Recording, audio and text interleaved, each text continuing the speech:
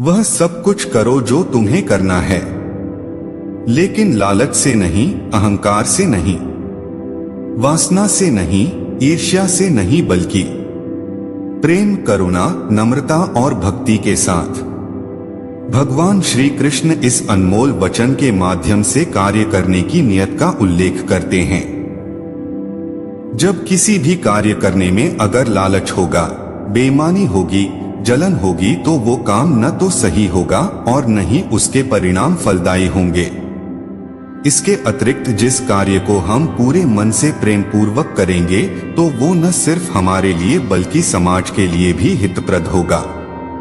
नर्क के 3 द्वार हैं, काम, क्रोध और लोभ। जो व्यक्ति कामी प्रवृत्ति का होता हो, जिसके मन में लोभ होता है और जो अत्यधिक क्रोधी स्वभाव का होता है, उसके लिए नर्क के द्वार सदैव खुले होते हैं। अर्थात ऐसे व्यक्ति को तो सिर्फ नर्क में ही जगह मिलती है। मैं ही सृष्टि का आदि, मध्य और अंत हूँ। भगवान श्री कृष्ण ही इस सृष्टि के पालनहार है। वही इस संसार की शुरुआत थे, वही मध्य और वही अंत होंगे। जो आप जो चाहते हैं उसके लिए नहीं लड़ते हैं, तो जो खोया उसके लिए मत रो। मनुष्य सब कुछ चाहता है पर सब कुछ उसे नहीं मिल सकता।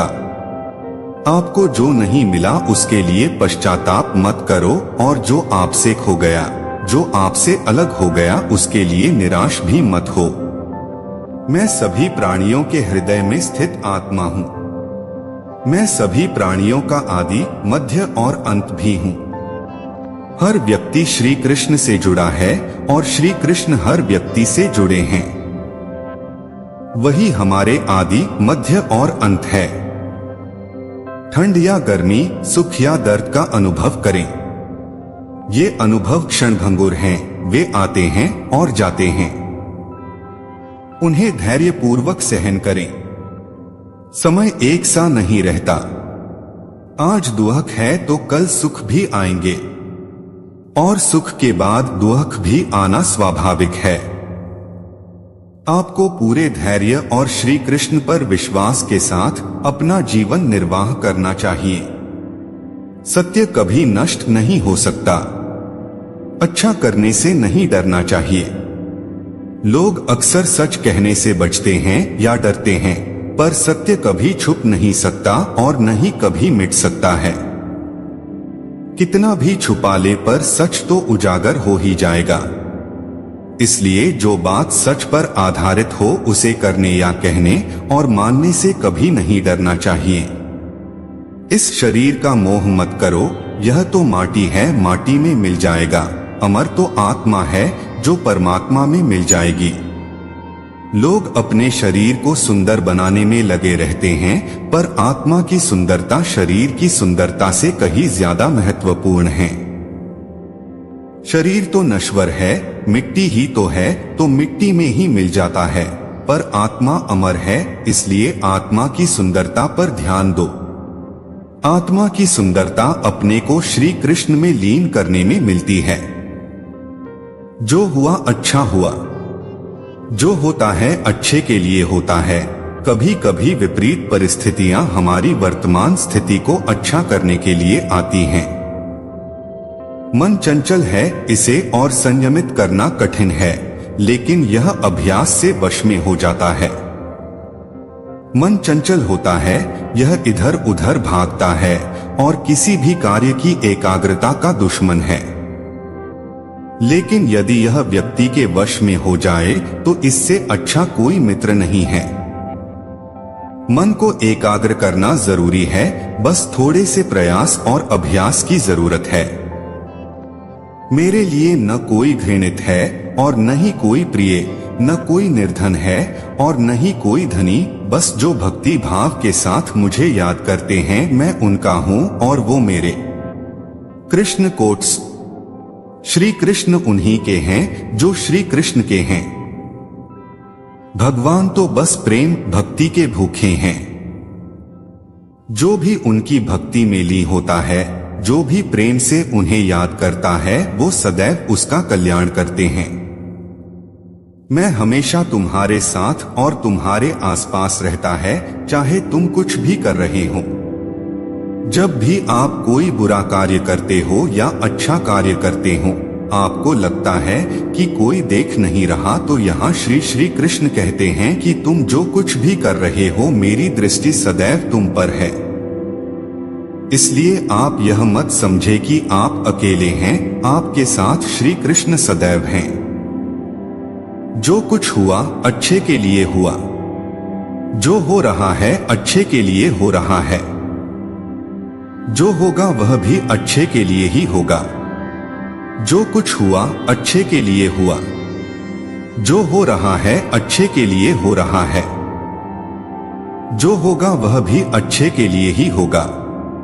तो सकारात्मक रहो और अपना कर्म करो। आप वही हैं जिसमें आप विश्वास करते हैं। आप वह बन जाते हैं जो आप मानते हैं कि आप बन सकते हैं।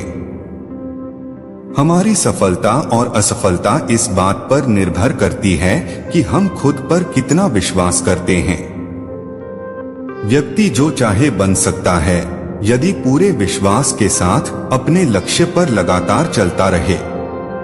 जिस इंसान के चारों तरफ नकारात्मक लोग रहते हैं, उस इंसान का मंजिल से भटक जाना तय है। कहते हैं मन के हारे हार है और मन के जीते जीत। जिस प्रकार सकारात्मक विचारों से सफलता मिलती है, उसी प्रकार नकारात्मक विचार असफलता के मार्ग की ओर अग्रसर करते हैं।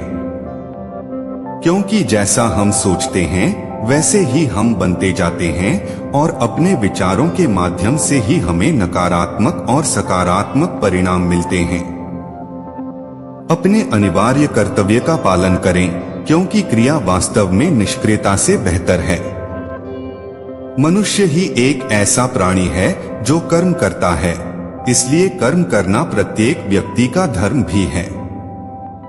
कर्म कार्य करने वाला व्यक्ति है कर्मवीर कहलाता है। इसलिए कार्य करते रहना खाली बैठे रहने से हमेशा बेहतर होता है। जहां भी सभी मनुष्यों के स्वामी कृष्ण हैं और जहां अर्जुन सर्वोच्च धनुर्धर हैं, वहां भी निश्चित रूप से ऐश्वर्य, विजय, असाधारण शक्ति और नैतिकता होगी। श्री प्रभुपाद भगवद गीता।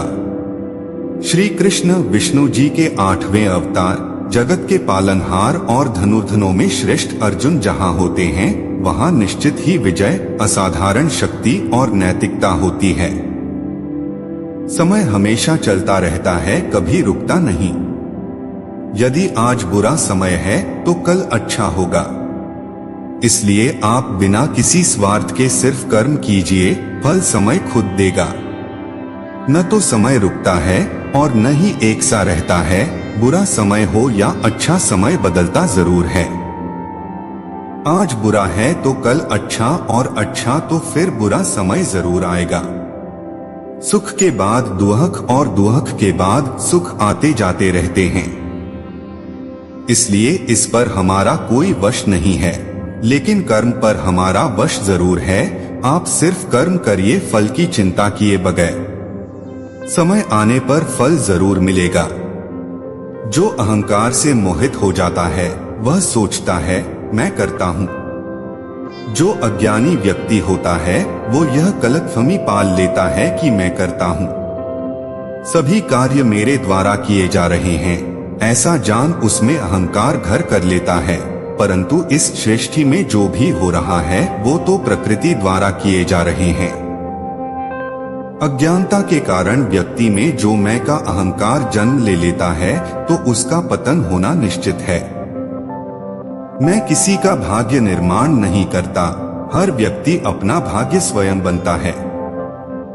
श्री कृष्ण कहते हैं कि वो किसी के भी भाग्य के निर्माता नहीं है, व्यक्ति खुद ही अपना भाग्य लिखता है। आप जैसा बीज बोएंगे, आप वैसी ही फसल ही काटेंगे। आप जैसा कर्म करेंगे, आपको वैसे है परिणाम मिलेंगे। यदि विद्यार्थी मन लगाकर पढ़ाई करेंगे तो परीक्षा में सफल होंगे। इसलिए हर व्यक्ति का भाग्य तभी बदलेगा जब वो ऐसे कर्म करेगा।